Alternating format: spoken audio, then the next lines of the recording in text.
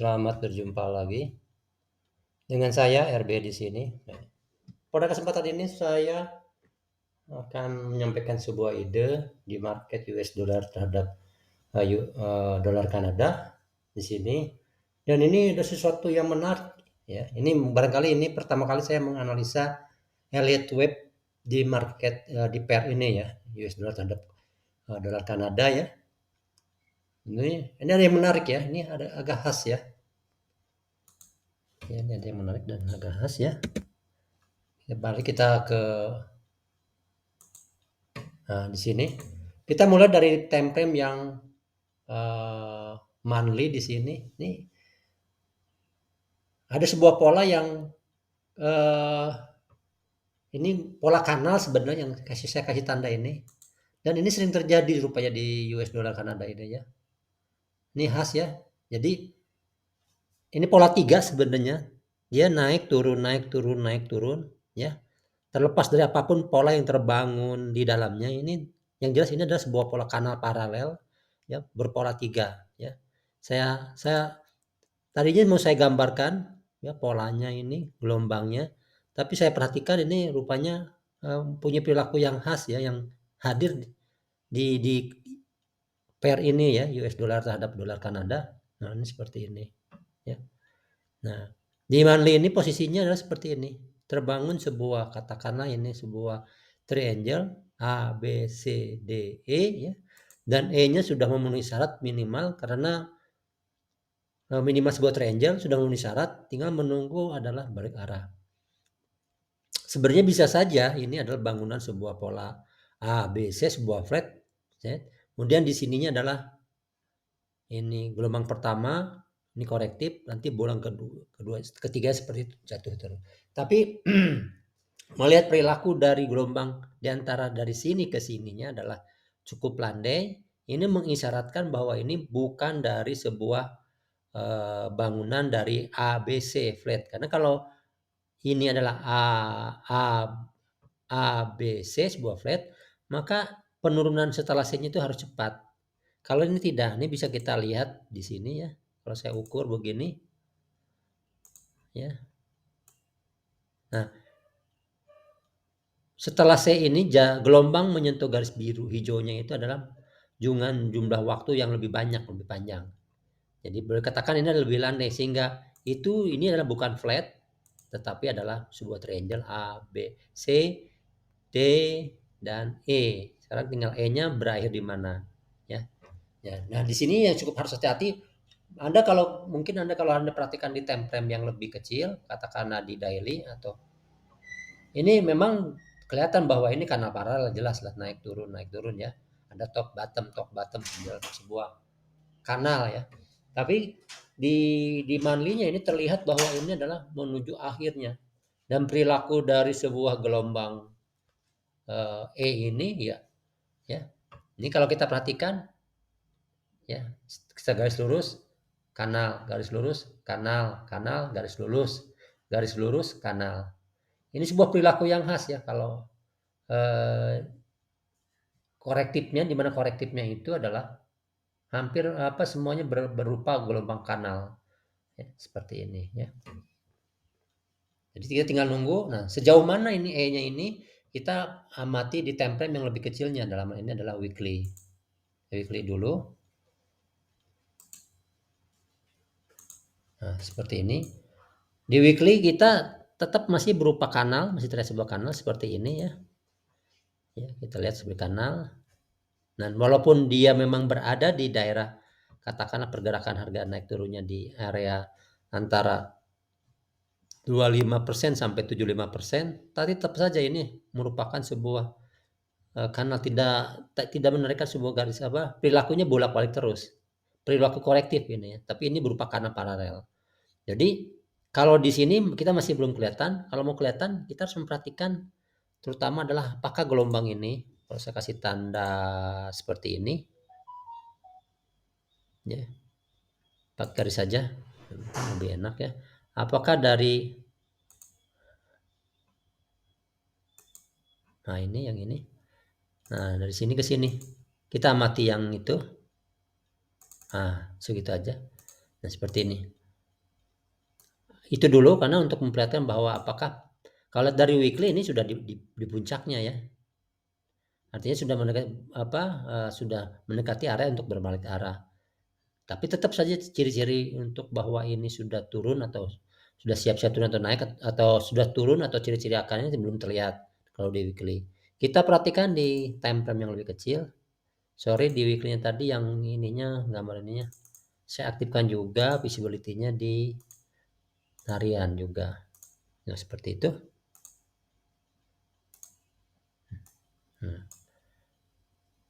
ini yang harinya dari sini ke sini. Bangunannya sudah terlihat adalah gambar dari sebuah zigzag. Ini sebuah zigzag. Ya.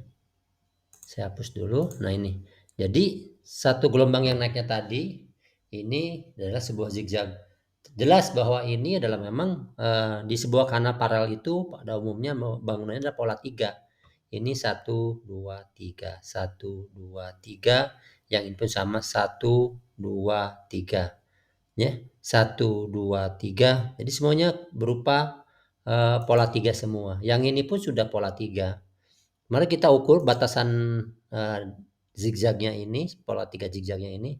Kita menggunakan ekstensi piece berbasis trend dulu, kita ukur titik awal dari sini.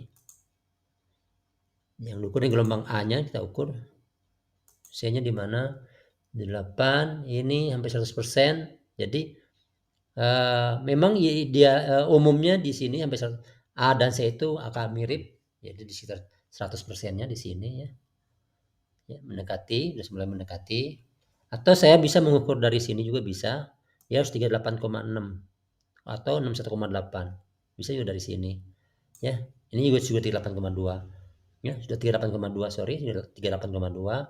Artinya dengan menggunakan ekstensi ekspansi tadi, kita melihat bahwa itu sudah 38,2. Biasanya kalau dia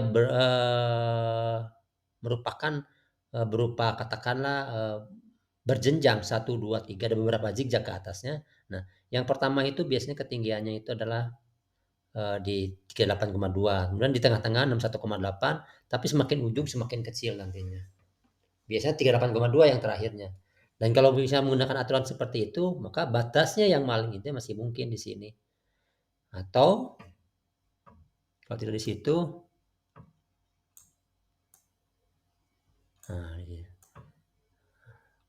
nah 100% di sini. Ya. Kemudian kalau lihat dari ciri-ciri barnya, ya, maka ini masih semuanya masih top ya. Artinya bahwa terjadi high bar, selalu menjadi dari bar sini, mulai dari bar sini ya, dari barnya ini selalu terbangun sebuah high baru ya. Tidak terlihat sebuah ciri-ciri yang akan berbalik arah, belum. Jadi time frame daily-nya pun juga belum kelihatan apa-apa. Ya. Kita perhatikan di 4 jamnya. Ini pun sama ya. Sama di 4 jamnya pun juga kita belum melihat sebuah ciri-ciri ini. Nah, begitu. Belum ada ciri-ciri bahwa katakanlah topnya yang agak tetap dan di situ ada katakan korektif yang besar, ini belum ada. Jadi sejauh ini bahwa gelombang yang kita tunggu sebagai akhir dari gelombang E-nya masih belum terlihat ya. Kalaupun misalnya kita mengatakan bahwa ini setelah naik itu akan turun ya, karena ini terkait dengan masalah perilaku dari kanal paralel ini sendiri. Kanal paralel ini kalau kita perhatikan di sini sudah berada di area topnya, di antara puncaknya. Ada di kanal atasnya, bukan di kanal bawahnya, bukan juga di kanal tengahnya, tapi di atasnya. Berarti dalam hal ini beberapa minggu atau beberapa hari sudah akan terlihat itu jadinya kemana ya. Kalau kita ke weekly tadi jelas nih, selama 4 minggu ini 1 2 3 4 atau 1 bulan ini ya, 1 2 3 4 ini 4 minggu ini bahwa masih terjadi kenaikan ya, bullish ini semua terjadi high baru semuanya ya. Sama kalau di daily kita lihat di daily sendiri ini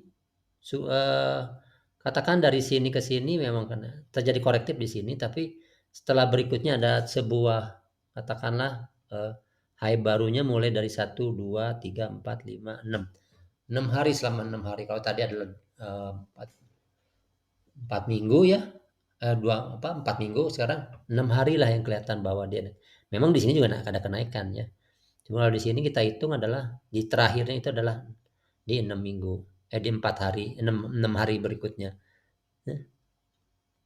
Ya, jadi kita masih nunggu tadi bisa di 100%-nya, batasnya kita tunggu lagi. Jadi, nah sekarang pertanyaannya adalah apa yang bisa kita lakukan? Apakah kita masuk buy karena ini akan naik? Saran saya adalah untuk jangan melakukan itu. Kenapa? Karena tadi itu sudah berada di topnya.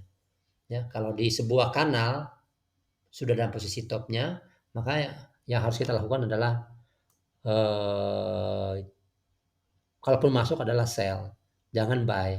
Karena kita belum punya kepastian bahwa itu adalah sebuah katakanlah membangun sebuah tren baru ya, sebuah tren bullish misalnya. Ya, ini pun juga kalau dari sini dia masih di bawahnya yang ini. Ya, ya dilihat dari sininya.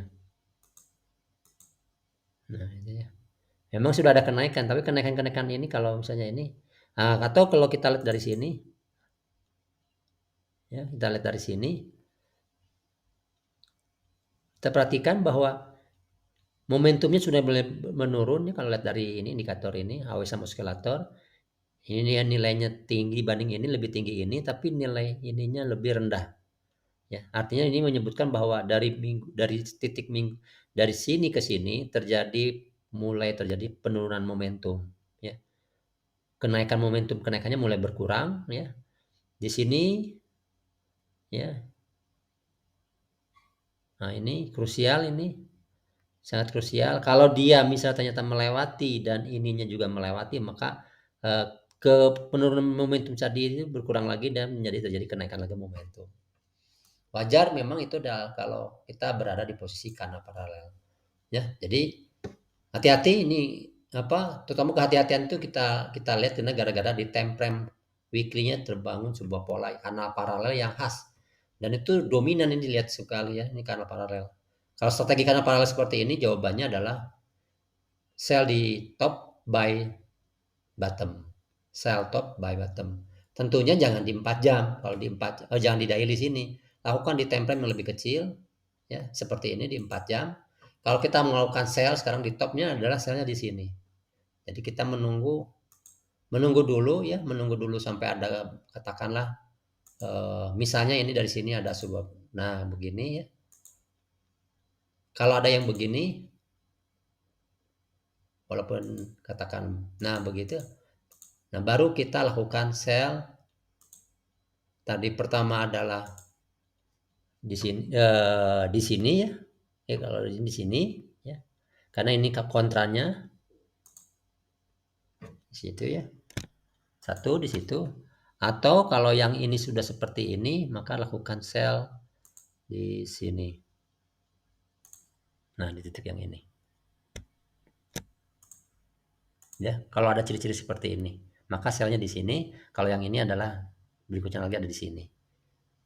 Ini time frame yang lebih kecil yang bisa kita lakukan di time frame H4. Oke.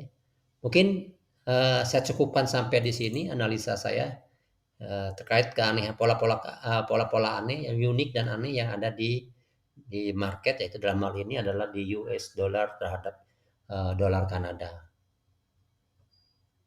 Oke, sekian dulu analisa saya. Sekian, terima kasih.